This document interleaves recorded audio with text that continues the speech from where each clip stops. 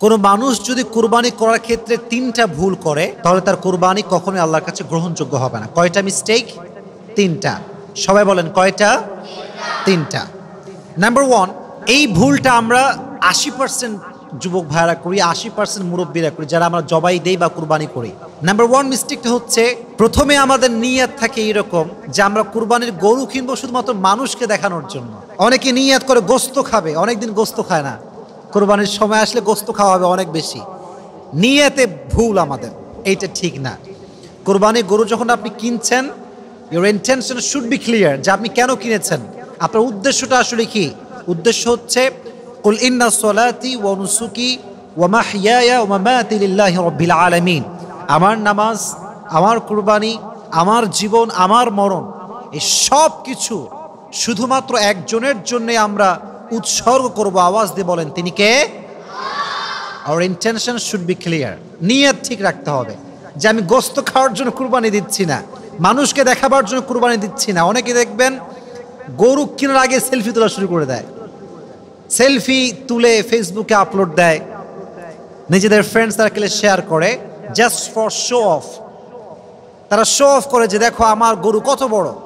এটা মারাত্মক বড় ভুল, আপনার সমস্ত টাকা বৃথা হয়ে যাবে ম্যান। এই জন্য প্রিয় ভাইয়েরা, প্রথমত আমাদেরকে নিয়ত করতে হবে যে আমরা গোস্ত খাওয়ার জন্য কুরবানি দিচ্ছি না, আমরা শো অফ করার জন্য কুরবানি দিচ্ছি না। আমাদের কুরবানির নিয়ত শুধুমাত্র একজনকে সন্তুষ্ট করা, তিনি কে? আল্লাহ তাআলা। 1 নাম্বার। 2 নাম্বার হচ্ছে, কুরবানির পশুর কিছু মিস্টেক আছে, কিছু কেনার ক্ষেত্রে আমরা মিস্টেক করি। মনে করেন যদি আপনার কুরবানির গরুর কান ঠসা হয়, কান না থাকে, কানের সমস্যা, বা একদম ন্যাংরা, চলতে পারে না, বধির, শুনতে পায় না, কানা, দেখতে পায় না, এরকম কিছু মেজর ইস্যু আছে, যে ইস্যুগুলো থাকলে এবং যে ফল্টগুলো থাকলে একটা পশু কুরবানি দিলেও কুরবানিটা হয় না। এজন্য খেয়াল রাখবেন আপনি যেই পশুটা কিনছেন এটা আসলে কোনো ত্রুটি আছে কিনা, এই পশুর ভিতরে আসলে কোনো রকম কোনো প্রতিবন্ধকতা আছে কিনা, সে কি প্রতিবন্ধী কিনা, বা তার চোখ কানা কিনা, তার কান ফসা কিনা, এগুলো খেয়াল করে কিনবেন।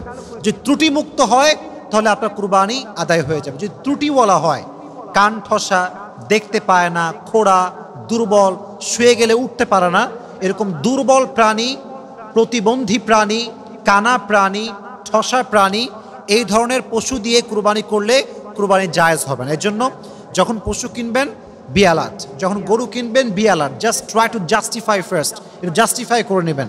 যদি জাস্টিফাই করতে পারেন তাহলে দেখবেন ইনশাআল্লাহ আমাদের কুরবানি আদায় হয়ে যাবে। 2 নাম্বার।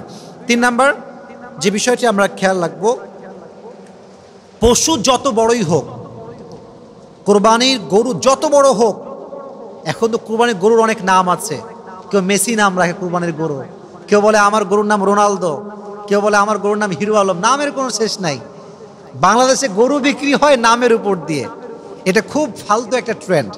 তো যত বড় গরুই আপনি কেনেন না কেন, if your earned money source is haram, then your sacrifice will be not acceptable to your Lord. যদি আমার টাকাটা হারাম হয়, আমি ঘুষ খেয়ে কুরবানি করলাম, আমি সুদের টাকায় কুরবানির গরু কিনলাম, যুবক ভাইরা বলেন তো এই কুরবানি কি আল্লাহর কাছে কবুল হবে? বলেন কবুল হবে? কবুল হবে না। এর জন্য our earned money source should be halal, এটা হালাল হতে হবে। হারাম টাকার কুরবানি আল্লাহর কাছে গ্রহণযোগ্য হয় না। চাই আপনার গরু 10 মণ হোক, 20 মণ হোক, ডাজন্ট ম্যাটার। হাদিসে এসেছে ইন্নাল্লাহা লা ইয়ানজুরু ইলা সুওয়ারিকুম ওয়া আমওয়ালিকুম ওয়া ইন্নাল্লাহা ইয়ানজুরু ইলা কুলুবিকুম ওয়া আমালিকুম। আল্লাহ does not look at your body, আমার দেহ কত সুন্দর, আমার কি 6 প্যাক আছে কিনা, আমার কি টাকা পয়সা আছে কিনা, আল্লাহ এটা দেখে না। আল্লাহ 2টা জিনিস দেখে, ইন্নাল্লাহা ইয়ানজুরু ইলা কুলুবিকুম ওয়া আমালিকুম, আপনার দিলে কি আছে, আপনার মনে নিয়তটা কি, এবং আপনার কতটুকু ভালো আমল আছে, এটা আল্লাহ দেখে। অতএব গরুর যে 10 মণ হতে হবে, 20 মণ হতে হবে, 40 মণ হতে হবে, 100 মণের গরু হতে হবে, the matter is not like that. যা আপনি করছেন, যেই টাকা দিয়ে করছেন, the earn source should be হালাল।